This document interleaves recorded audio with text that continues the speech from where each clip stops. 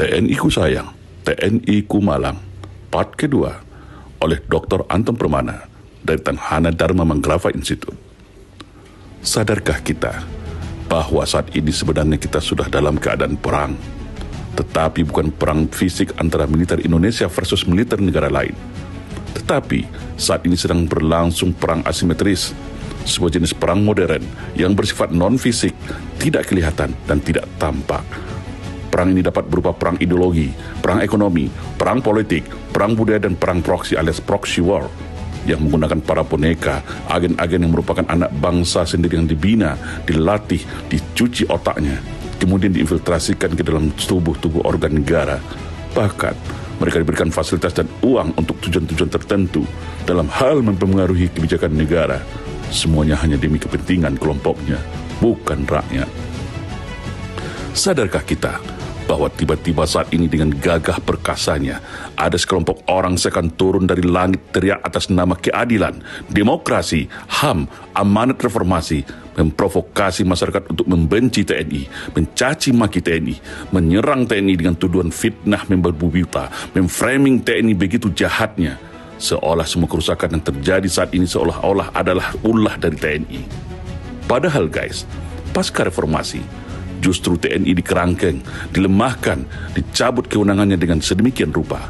Padahal sejatinya, TNI adalah alat pertahanan negara, pelindung rakyat, yang bertanggung jawab penuh atas keutuhan NKRI ini, baik dari ancaman dalam dan luar negeri.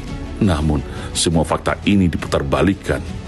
Sadarkah kita guys, kemana saja mereka yang tiba-tiba teriak keadilan, HAM, dan aman reformasi ini ketika terjadi tragedi pembunuhan sadis KM50, ketika puluhan ulama-ulama didiskriminasi, ketika puluhan ulama-ulama dikriminalisasi, ketika para dai-dai dipersekusi, ketika hutan kebun rakyat dirampas, ketika anak-anak remaja tak berdosa dibantai dan dibunuh di depan Bawaslu.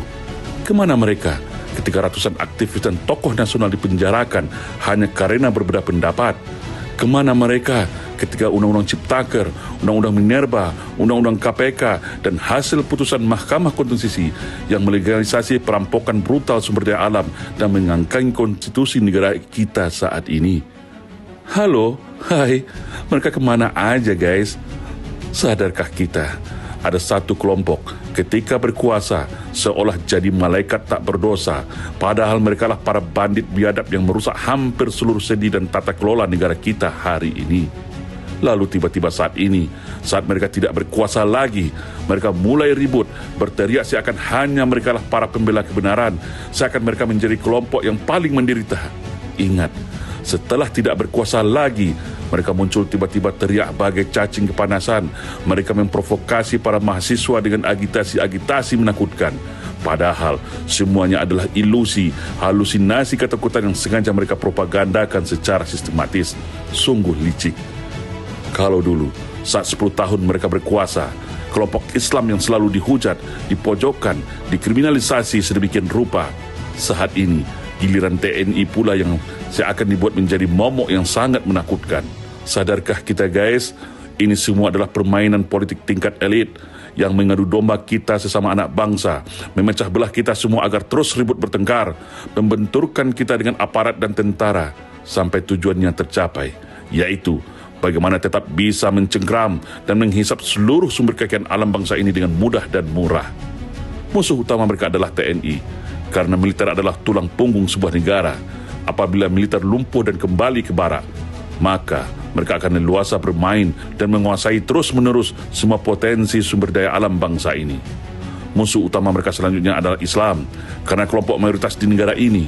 Makanya selalu dipojokkan dan dibungkam lebih dulu dengan isu radikalisme, intoleransi, serta politik identitas, agar kelompok ini kehilangan pengaruh dan hegemoninya alias layu sebelum berkembang. Sadarkah kita guys, ini semua hanyalah permainan kepentingan bisnis dan politik semata. Ada yang merasa terusik, ada yang merasa terancam, ada yang merasa terganggu, ada yang ketakutan apabila TNI kembali hadir untuk menyelamatkan bangsa ini karena sudah terlalu rusak parahnya. TNI adalah anak kandung rakyat, TNI lahir dari rakyat untuk rakyat, TNI adalah tentara pejuang, tentara rakyat, dan tentara profesional yang patuh tunduk pada konstitusi dan Pancasila. Jiwa raga seorang prajurit TNI sudah disumpah setia untuk diberikan sepenuhnya untuk bangsa dan negara. Ingat itu guys, tidak akan mungkin dan pernah dalam sejarah TNI jadi pengkhianat. Justru TNI yang selalu terdepan, tampil ketika negara ini genting dan darurat. Ini adalah fakta. TNI adalah alat pertahanan negara dan penjaga kedaulatan negara. Kekuatan TNI adalah rakyat. Makanya, yang benci dan memusuhi TNI akan sedemikian rupa berupaya memisahkan TNI dengan rakyat melalui fitnah dan rekayasa tuduhan.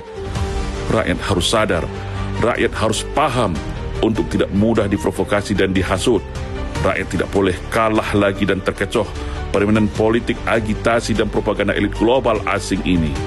Kita jangan mau didikte lagi guys. Cukup sudah segala kerusakan terjadi di negeri ini. Saatnya kita bangkit bersama. Mari kita semua, TNI dan rakyat bersatu padu untuk menyelamatkan bangsa dan negara yang sudah rusak parah ini. Negara kita tidak dalam keadaan baik-baik saja. Tidak ada kata terlambat. Harapan itu masih ada, karena bersama rakyat, TNI akan kuat. Insya Allah. Salam Indonesia Jaya.